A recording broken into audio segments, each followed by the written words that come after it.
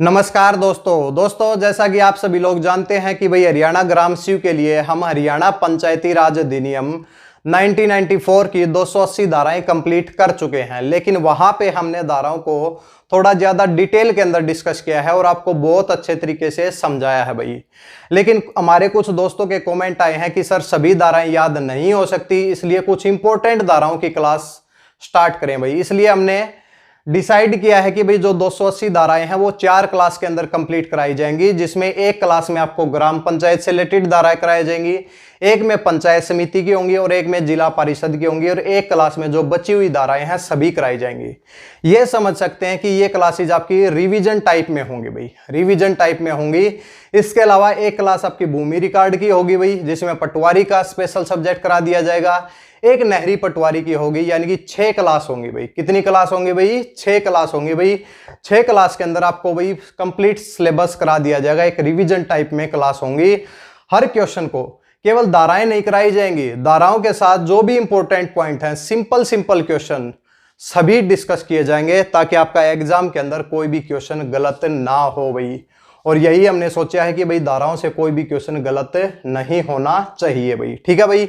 जो दोस्त पहले से पढ़ चुके हैं उनका एक रिवीजन हो जाएगा भाई, और जो दोस्त नए आए हैं भाई तो वो इंपॉर्टेंट धाराएं पढ़ें भाई। और इसके अलावा इंपॉर्टेंट के अलावा अगर आप देखना चाहते हैं तो चैनल के ऊपर प्लेलिस्ट है, 32 क्लास अवेलेबल है भाई। पहली 3-4 क्लास में ज्यादा इंग्लिश के ऊपर ज्यादा फोकस किया भाई हमने, फिर बाईलैंग्वेज यानी कि दोनों लैंग्वेज के अंदर हिंदी और इंग्लिश दोनों के अंदर समझाई गई है, यानी कि क्लास एकदम पूर्ण है। नीचे जाके भी डिस्क्रिप्शन बॉक्स में उन वीडियो का लिंक मिल जाएगा, वहां से जाके चेक कर सकते हैं। या फिर आप डायरेक्ट रिवीजन करना चाहते हैं तो ये क्लासेस देखें भाई, बहुत ही महत्वपूर्ण होंगी। इन 6 क्लास में भाई आपका कंप्लीट सिलेबस कवर हो जाएगा भाई। अगर आप इसके साथ में कुछ धाराएं, जैसे इंपॉर्टेंट के अलावा कुछ और भी धाराएं हैं भाई, सभी धाराएं इंपॉर्टेंट नहीं है, लेकिन एग्जामिनर क्या करता है, कई बार आपको डायरेक्ट धारा दे देता है तो मुश्किल हो जाती है। इसके लिए भाई हमने हरियाणा पंचायती राज अधिनियम 1994 के भाई नोट्स तैयार किए हैं भाई। ये ग्राम पंचायत के नोट्स हैं भाई। पंचायत समिति, जिला परिषद, इसके साथ में भूमि रिकॉर्ड, नहरी पटवारी, नहरों से रिलेटेड सभी की एक कंबाइंड पीडीएफ तैयार की है भाई, जो आपको 70 रुपए में मिल जाएगी भाई।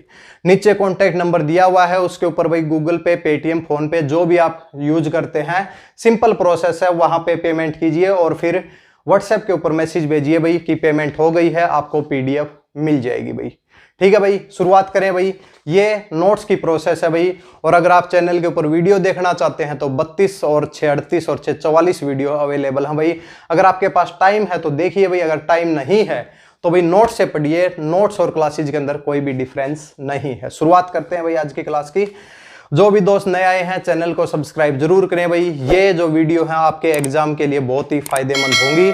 अभी एग्जाम की पॉसिबिलिटी अगस्त और सितंबर में बन रही है, इसलिए अभी ये क्लासेज आपके लिए स्पेशल स्टार्ट की गई है भाई। चलो भाई शुरुआत करते हैं भाई आज की क्लास की। देखिए भाई, सबसे इंपॉर्टेंट धारा में अगर बात करें भाई, सबसे इंपॉर्टेंट धारा में बात करें तो धारा नंबर 3 है भाई। धारा नंबर 3 है भाई। इंपॉर्टेंट डिस्कस करेंगे भाई। धारा नंबर क्या है भाई? 3 भाई। तो धारा नंबर 3 में क्या दिया गया है? धारा नंबर 1 में तो क्या दिया गया है? शीर्षक दिया गया है। और धारा नंबर 2 में परिभाषा दी गई है।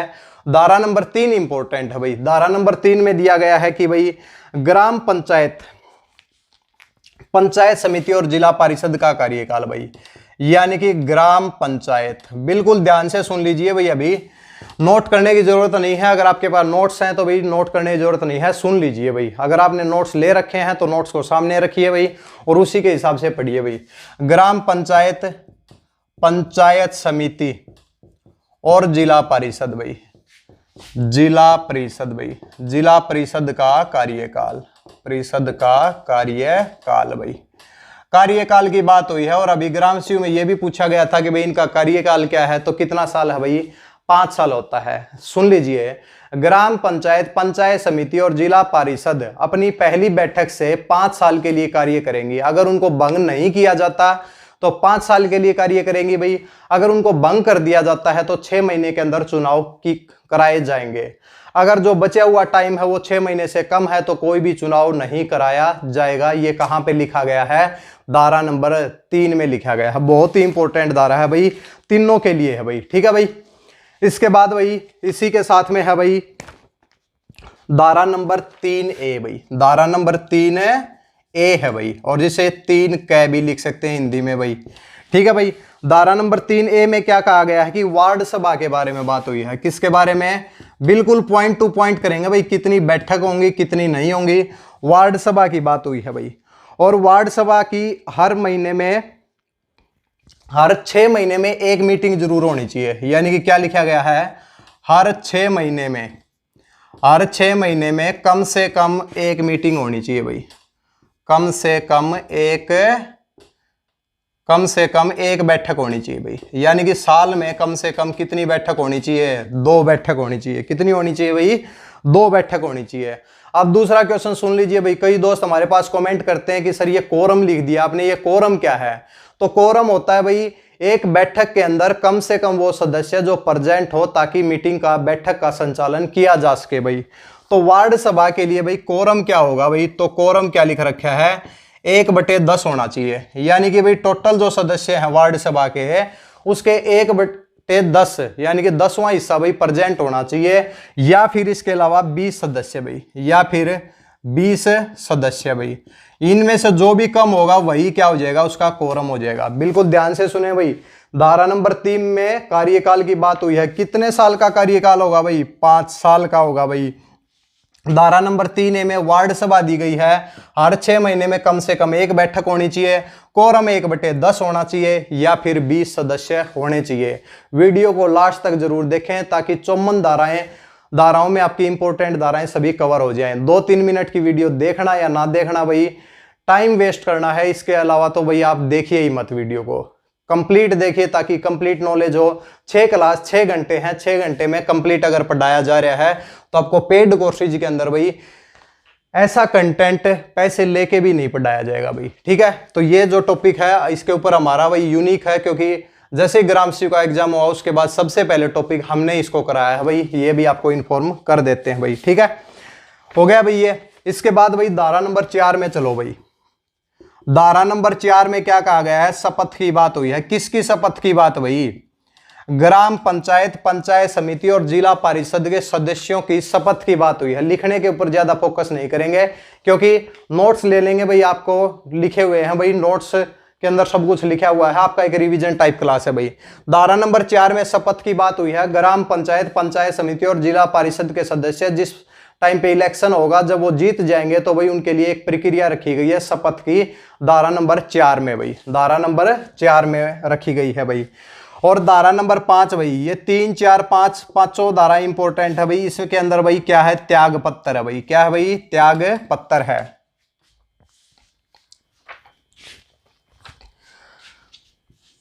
त्याग पत्र है भाई। तो त्याग पत्र किसको देंगे भाई? जो ग्राम पंचायत है, पंचायत समिति और जिला परिषद के जो त्याग पत्र को एक्सेप्ट, मंजूरी देने का काम किसका होता है भाई? निदेशक का काम होता है, यानी कि डायरेक्टर का काम होता है। किसका होता है भाई? डायरेक्टर का काम होता है। किसका होता है? डायरेक्टर का काम होता है। पंचायत डिपार्टमेंट के डायरेक्टर का काम होता है भाई। ठीक है भाई, बढ़े भाई आगे की तरफ।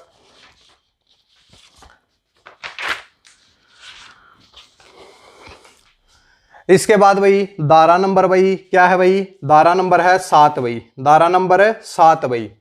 धारा नंबर 7 में क्या बात हुई है भाई? धारा नंबर 7 में बात हुई है ग्राम सभा की अवधि भाई। ग्राम सभा की अवधि।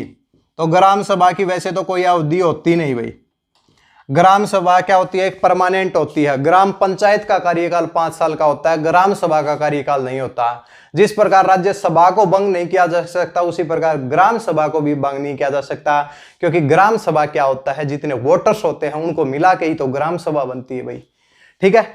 तो भाई ग्राम सभा का कैसे बनती है? तो एक ग्राम सभा में 500 से कम भाई, एक ये लिख लिए भाई, 500 से कम सदस्य नहीं होने चाहिए भाई।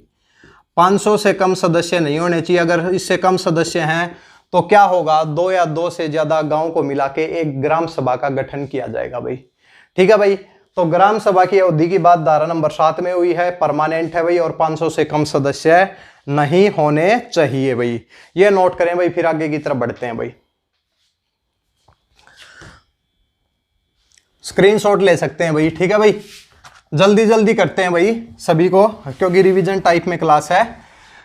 इसके बाद भाई धारा नंबर 8 की तरफ बढ़ते हैं भाई। धारा नंबर 8 जो इंपॉर्टेंट है सभी कराएंगे भाई। धारा नंबर 8 में क्या है कि ग्राम पंचायत की स्थापना भाई, ग्राम पंचायत की स्थापना। नोट्स के अंदर भाई केवल धाराएं धाराएं नहीं लिखी गई हैं, धाराओं को समझाने का भी प्रयास किया गया है भाई, ठीक है भाई। तो सब कुछ लिखा गया है, ऐसे आपको कहीं पे नहीं मिलेंगे भाई। ग्राम पंचायत की स्थापना की बात कौन सी धारा में हुई है भाई, कौन सी धारा में हुई है, धारा नंबर 8 में हुई है भाई। तो इसके अंदर भाई किस किस से मिलकर बनी होती है भाई ग्राम पंचायत? एक कौन होता है भाई इसमें, सरपंच होता है, और प्लस के क्या होते हैं, पंच होते हैं भाई। और पंच कितने होने चाहिए भाई, अभी ग्राम सीयू के पेपर में भी पूछा गया था, पंच कितने होने चाहिए भाई, 6 से लेकर 20 तक हो सकते हैं भाई, 6 से लेकर 20 तक, कम से कम 6 और ज्यादा से ज्यादा कितने पंच हो सकते हैं, 20 हो सकते हैं भाई।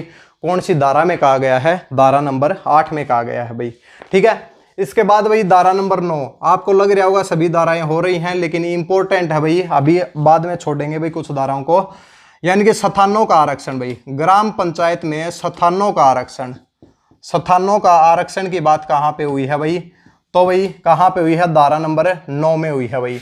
तो बिल्कुल पॉइंट टू पॉइंट लिख लीजिए भाई, शेड्यूल्ड कास्ट का जो आरक्षण है उनके भाई रेशियो के, जनसंख्या के रेशियो के हिसाब से होगा भाई, जनसंख्या के अनुपात में होगा भाई, जनसंख्या के अनुपात में होगा शेड्यूल्ड कास्ट का भाई। इसके अलावा अगर महिलाओं की बात करें तो 2020 में संशोधन किया गया है, महिलाओं को 50% आरक्षण दिया गया है भाई। तीसरी बात करें कि अदर बैकवर्ड क्लास भाई, तो इसको 8% आरक्षण दिया गया है भाई, सरपंच के लिए 8% आरक्षण दिया गया है, ठीक है भाई। तो ये क्लियर हुआ भाई, धारा नंबर 9 में बात हुई है। अब धारा नंबर 10 देख लो भाई, क्या नाम है, धारा नंबर 10 में सरपंच के कार्यकाल की बात हुई है, सरपंच के कार्यकाल की। ये लगातार धाराएं क्या है भाई, इंपॉर्टेंट हैं। सरपंच के कार्यकाल की बात हुई है, तो बताओ भाई सरपंच का कितना कार्यकाल होता है भाई, कमेंट में बताओ भाई, क्या नाम है, सबसे मुश्किल क्वेश्चन है, सरपंच का कार्यकाल क्या होता है, तो कितना होता है भाई, 5 साल का होता है भाई। कितना का होता है, 5 साल का। पहले इस धारा में केवल ये लिखा गया था भाई, अब क्या कर दिया गया है 2020 से इसके अंदर भाई राइट टू रिकॉल लाया गया है भाई, right to recall. Right to recall के अंतर्गत क्या होता है कि जो चुने हुए, जो इनके पास, जिन्होंने सरपंच को चुना है भाई, तो जनता के द्वारा अपने प्रतिनिधि को हटाना ही क्या है, राइट टू रिकॉल है। तो सरपंच के लिए इस धारा के अंदर संशोधन किया गया है। कौन सी धारा के अंतर्गत किया गया है भाई, धारा नंबर 10 में। पूछ लिया जाए राइट टू रिकॉल कौन सी धारा से संबंधित है सरपंच के लिए, तो क्या धारा नंबर 10 से। और केवल सरपंच के लिए लाया गया है भाई इसमें, ग्राम पंचायत में पंचों के लिए नहीं है, केवल किसके लिए है, सरपंच के लिए है भाई, ठीक है भाई। तो राइट टू रिकॉल में क्या होता है, सबसे पहले क्या होते हैं, वोटर्स क्या करते हैं भाई, 50% के साथ क्या करते हैं भाई, वोट डालते हैं कि भाई हम इससे भाई असहमत हैं, सहमति नहीं है भाई, असहमत है भाई, असहमत है भाई। जब 50% के साथ लिखित रूप में दे देते हैं तो भाई ये बीडीपीओ को भेजा जाता है, बीडीपीओ गांव में आता है, फिर से वोटिंग कराता है। अगर 66 सही 2/3% से अगर वो सरपंच के खिलाफ वोटिंग हो सकती है तो भाई सरपंच को हटाया जा सकता है। क्या हो सकता है भाई, हटाया जा सकता है। और दो कोई भी राइट टू रिकॉल के बीच में 1 साल का अंतर होना चाहिए भाई। और राइट टू रिकॉल लाने के लिए इलेक्शन के 1 साल बाद वो लाया जा सकता है। धारा नंबर 10 में कहा गया है कि जब तक सरपंच को ना हटाया जाए उसका कार्यकाल 5 साल का होगा। सरपंच को राइट टू रिकॉल के तहत जनता उसको हटा सकती है। अविश्वास प्रस्ताव के लिए सबसे पहले 50% के साथ सहमति देनी होगी, फिर वोटिंग होगी। अगर वोटिंग में 2/3 सरपंच के खिलाफ आ जाते हैं तो सरपंच को राइट टू रिकॉल के तहत हटाया जा सकता है भाई। ठीक है भाई। इसके बाद भाई बहुत ही इंपॉर्टेंट है भाई, पहले इसका स्क्रीनशॉट लेना चाहे ले सकते हैं भाई।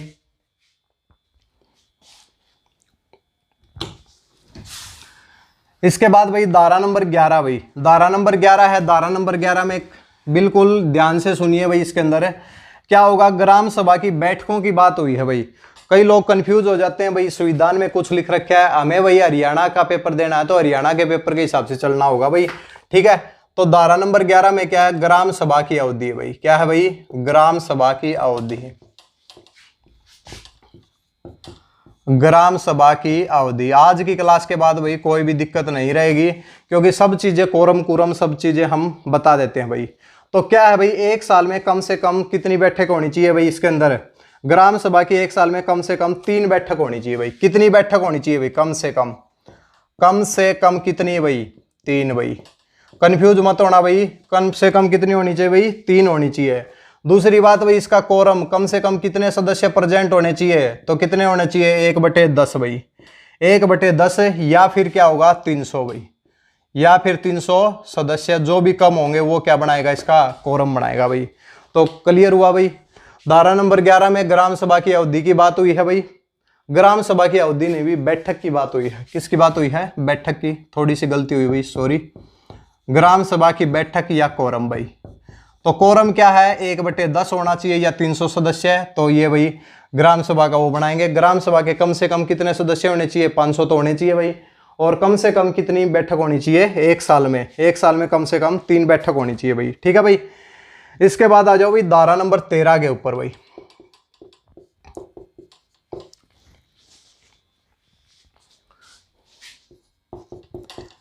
इसमें है भाई ग्राम पंचायत की बैठक भाई। देखिए दोनों के अंदर अंतर है भाई, ये मत सोच लेना कि कई दोस्तों के कमेंट आए हैं इसलिए सब चीजें आज क्लियर करेंगे भाई।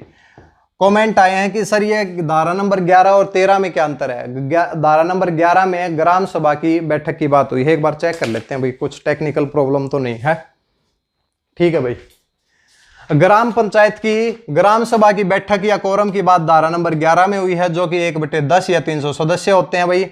और ग्राम पंचायत की बैठक या कोरम की बात कहां पे हुई है, धारा नंबर 13 में भाई। धारा नंबर 13 में इसमें कहा गया है 1 महीने में कम से कम कितनी बैठक होनी चाहिए, 2 होनी चाहिए ग्राम पंचायत की।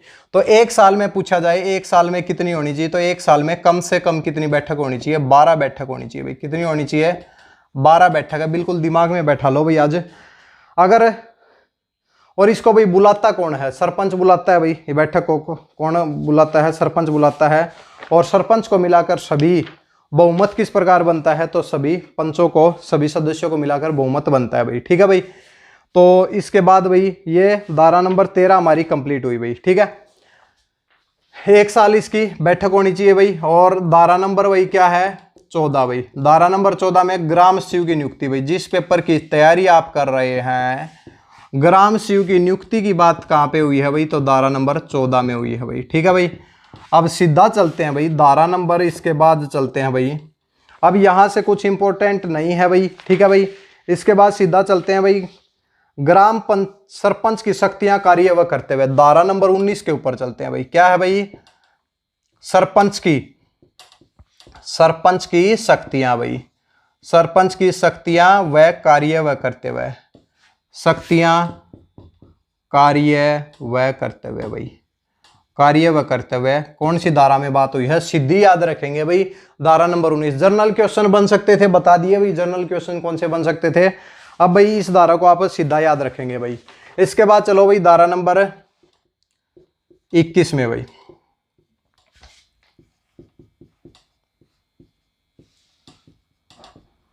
ग्राम पंचायत के कार्य व कर्तव्य, दोनों में भाई अब फिर से डिफरेंस आ जाएगा भाई। धारा नंबर 19 में क्या है, सरपंच की शक्तियां, कार्य व कर्तव्य। और धारा नंबर 21 में ग्राम पंचायत, जिसमें भाई सरपंच प्लस पंच होता है, इसमें केवल सरपंच की बात हुई है। कौन सी धारा में हुई है, धारा नंबर 21 में हुई है। बिल्कुल अच्छे से भाई पढ़ेंगे भाई। इसके बाद सबसे इंपॉर्टेंट धारा जिसको हम कह सकते हैं, ये धारा नंबर 22 है भाई। इसमें क्या है भाई, उप समिति व स्थानीय समिति का गठन। यानी कि ग्राम पंचायत, पंचायत समिति व जिला परिषद कुछ समितियों का गठन करती है अपने कार्यों को करने के लिए।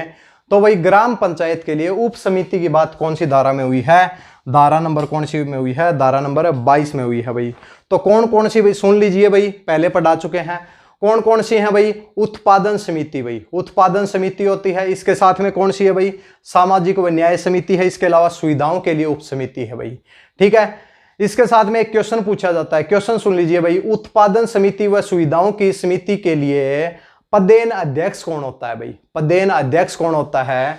यानी कि क्या लिखें भाई, उत्पादन समिति भाई, उत्पादन व स्वास्थ्य सुविधाओं के लिए भाई। क्या है, सुविधाओं के लिए, सुविधाओं के लिए उसका जो पदेन अध्यक्ष कौन सा होता है, वो सरपंच होता है। कौन होता है भाई, सरपंच होता है। सब चीजें भाई लिखी गई हैं, नोट्स के अंदर लिखी गई हैं, इसलिए भाई ज्यादा लिखा नहीं रहे भाई। उत्पादन व सुविधाओं के लिए समिति कौन सा है भाई, सरपंच है। और इसके साथ में सामाजिक न्याय समिति भाई, सामाजिक न्याय समिति भाई, सामाजिक न्याय समिति की बात का जो पदेन अध्यक्ष कौन सा होता है भाई, वो होता है पंच भाई, यानी कि जो बहुमत के साथ पंच होता है भाई। ठीक है, तो सामाजिक न्याय समिति का बहुमत के साथ पंच, और उत्पादन व सुविधाओं के लिए कौन होता है भाई, सरपंच होता है। पदेन का मतलब क्या होता है भाई, पदेन का मतलब क्या होता है, इसका एक्स ऑफिस होता है इंग्लिश में, तो एक्स ऑफिस होता है यानी कि जिसके पास पहले से कोई पद है लेकिन किसी दूसरे पद के ऊपर भी उसको अलग से कुछ कार्य दिया गया है, उसको क्या बोलते हैं, पदेन सदस्य बोलते हैं। और अगर चेयरमैन बनाया गया है तो पदेन अध्यक्ष हो जाएगा भाई। ठीक है, तो भाई ये आप याद रखें भाई, बिल्कुल एग्जाम पॉइंट ऑफ व्यू से क्लासेज हैं भाई। ठीक है, अगर वीडियो अच्छी लगे तो साथ साथ में शेयर जरूर करते रहें भाई, और भाई जो दोस्त नए आए हैं वो चैनल को सब्सक्राइब जरूर करेंगे। ठीक है भाई, आगे की तरफ बढ़ते हैं भाई।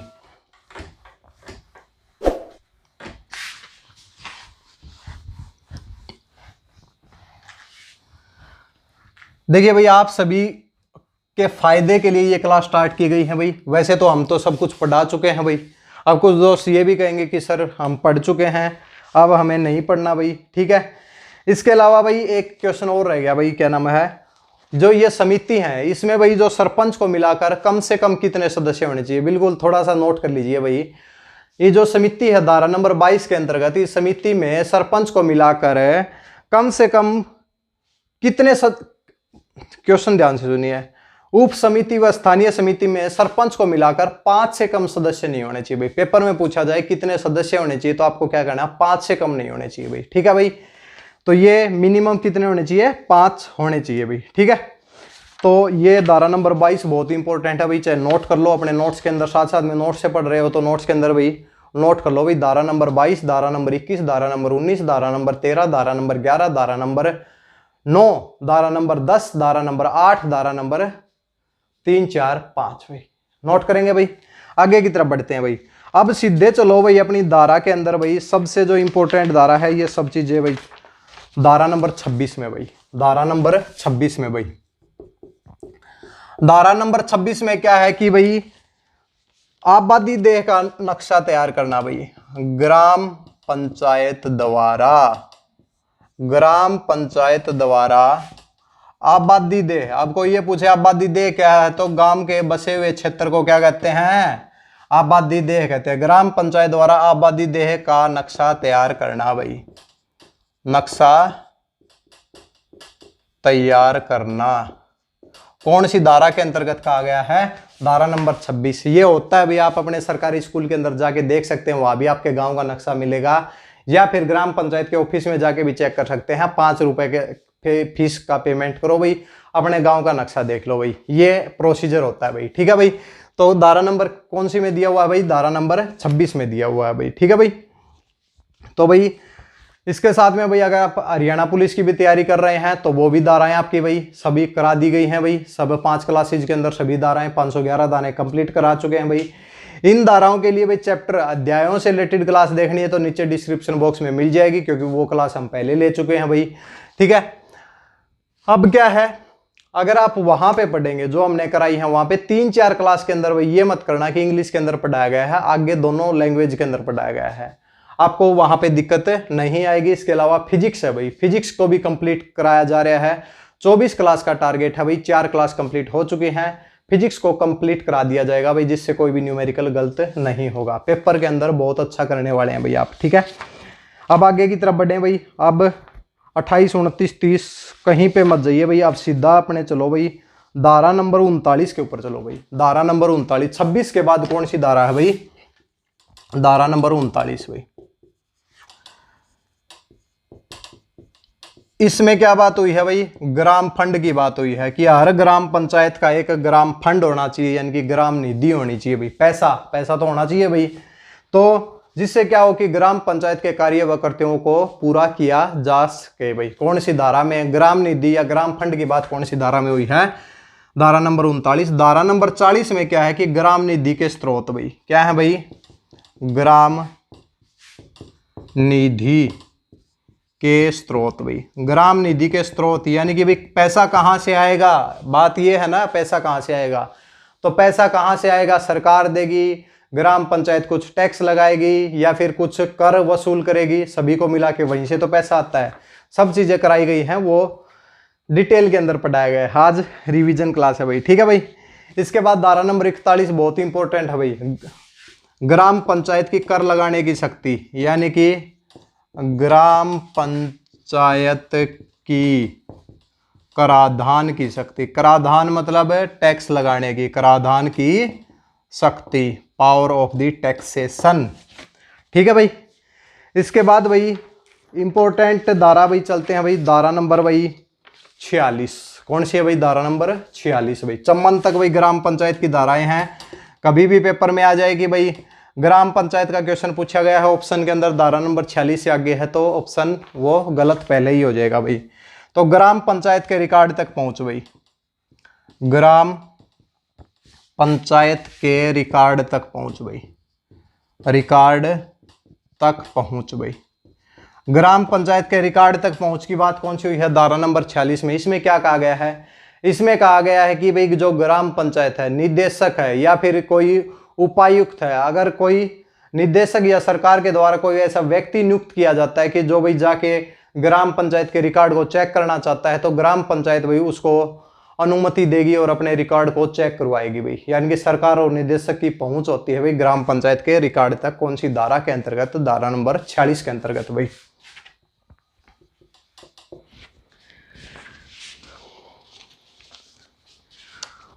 इसके बाद भाई धारा नंबर 47 भाई, तो ग्राम पंचायत के कार्य को निलंबित करना भाई, ग्राम पंचायत के कार्य को निलंबित करने की शक्ति, कार्य को निलंबित करने की शक्ति भाई, निलंबित करने की शक्ति भाई। अगर ग्राम पंचायत ने कोई प्रस्ताव पारित किया और अगर पंचायत समिति जिला परिषद को लगता है कि भाई वो सही नहीं है भाई, तो क्या है भाई, उसको भाई क्या हो जाएगा, उसको निलंबित किया जा सकता है। कौन कर सकता है भाई? डीडीपीओ, जिला विकास एंड वह पंचायत अधिकारी, या फिर एसडीओ कर सकता है भाई। ठीक है भाई। तो सब चीजें लिखी गई हैं भाई, तो ये आपका जस्ट एक रिवीजन चल रहा है भाई। ठीक है। इसके बाद भाई सबसे इंपॉर्टेंट धारा के ऊपर आ जाओ भाई, धारा नंबर 51 भाई, धारा नंबर 51 भाई, सरपंच या पंच को हटाना भाई। पहली बात बिल्कुल ध्यान से भाई, सबसे इंपॉर्टेंट दूसरी धारा यहीं पे लिख देते हैं भाई, सरपंच या पंच को निलंबित भाई, पंच को निलंबित करना या फिर हटाना भाई। धारा नंबर 10 में जनता ने हटाया था, यहां पे कौन हटाएगी? सरकार हटाएगी भाई। कौन हटाएगी भाई? सरकार हटाएगी। कौन सी धारा के अंतर्गत? धारा नंबर 58 में। अगर किसी कार्रवाई के अंदर सरपंच अगर दोषी पाया जाए या फिर सरपंच के ऊपर कोई कार्रवाई चल रही है या फिर पंच के ऊपर चल रही है, तो सरकार में कौन है भाई? निदेशक या फिर उपायुक्त किसी भी सरपंच या पंच को निलंबित कर सकता है। निलंबित मतलब सस्पेंड करेगा भाई कुछ टाइम के लिए। ठीक है। अगर दोषी पाया जाए तो उसको हटाया जा सकता है। हटाने के केस में या फिर दोषी पाए जाने के केस में दो चीजें याद रख लो भाई। पेपर में दिया जाए कि सरपंच के ऊपर मुकदमा हुआ है, सरपंच को निलंबित या हटाना है, तो भाई जो संपत्ति है वो किसको दिया जाएगा? सरपंच का कार्य कौन करेगा भाई? तो सरपंच का कार्य बहुमत के साथ चुना हुआ पंच करेगा भाई। अगर पंच के ऊपर चल रही है तो कौन करेगा भाई? सरपंच करता ही है भाई। ठीक है। सरपंच करेगा भाई, पंच का कार्य है। अगर सरपंच और क्या है कि अगर जो बहुमत के साथ चुना हुआ है दोनों के ऊपर है तो कोई और पंच को चुना जाएगा। सरपंच के केस में पंच के ऊपर, पंच के केस में सरपंच को दिया जाएगा भाई उसका कार्य भाई। ठीक है भाई। इसके बाद धारा नंबर 52 में आ जाओ भाई, इसका स्क्रीनशॉट लें भाई पहले।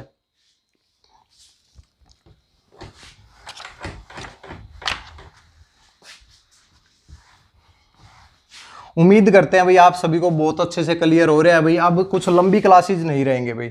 पहले ये था कि हमें भाई इतनी क्लास देखनी पड़ेगी, तो अब कुछ नहीं है। अब क्या है, जस्ट एक रिवीजन क्लास लो भाई, क्योंकि पॉइंट टू पॉइंट बताया जाएगा और नोट्स लो भाई, काम चल जाएगा भाई, कोई दिक्कत नहीं आएगी पढ़ने में। ठीक है।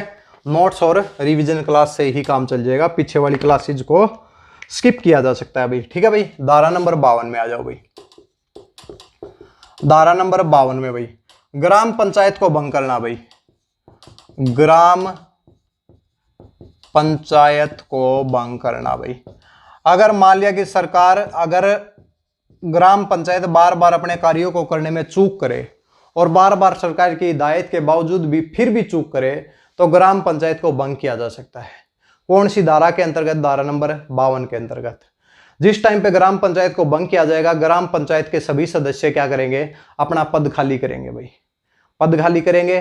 और पद खाली करते ही क्या होगा भाई, कोई सरकार का एक व्यक्ति आएगा जो कि क्या करेगा, ग्राम पंचायत के सभी कार्यों को करेगा भाई, जब तक नई ग्राम पंचायत का गठन नहीं हो जाता भाई। ठीक है भाई। इसके बाद भाई धारा नंबर 54 में चलो भाई। धारा नंबर 54 में चलो भाई, तो क्या है कि संपत्ति के साथ छेड़छाड़ भाई, संपत्ति के साथ छेड़छाड़ के लिए दंड भाई।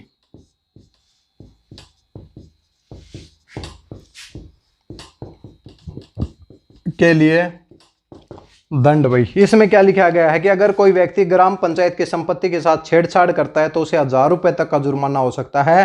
पीड़ित व्यक्ति 30 दिन के अंदर निदेशक को अपील कर सकता है भाई। तो इसके अंदर भाई दंड के लिए क्या है कि 1000 रुपए जुर्माना है। कितना रुपए भाई, 1000 रुपए जुर्माना है। पीड़ित व्यक्ति 30 दिन के अंदर भाई किसको अपील कर सकता है, निदेशक को कर सकता है। किसको कर सकता है, निदेशक को कर सकता है भाई। ये कौन सी धारा में बात है, धारा नंबर 54 में। तो भाई क्या है भाई, धारा नंबर 7 से, धारा नंबर 7 से जो धारा नंबर 54 है ग्राम पंचायत की बात हुई है, 1 से लेकर 6 तक कॉमन बात हुई है भाई। ठीक है। तो भाई ये धाराएं हो गई भाई इंपॉर्टेंट धाराएं हैं। 54 में से भाई 15 से 20 धाराएं क्या हैं, इंपॉर्टेंट है भाई, जो हमने करा दी है। ठीक है भाई। तो जो भी दोस्त नए आए हैं भाई, चैनल को ज्यादा से ज्यादा सब्सक्राइब करें भाई। अपने दोस्तों को भी बताएं कि भाई अगर आपको ग्राम सीयू के लिए पटवारी और कनाल पटवारी के जो कॉमन एग्जाम है के लिए लगभग कॉमन ही एग्जाम है भाई, क्योंकि पुरानी प्रक्रिया के तहत कॉमन एग्जाम ही है, क्योंकि नोटिफिकेशन में क्या था, कॉमन एग्जाम के लिए निकली है भाई। ठीक है।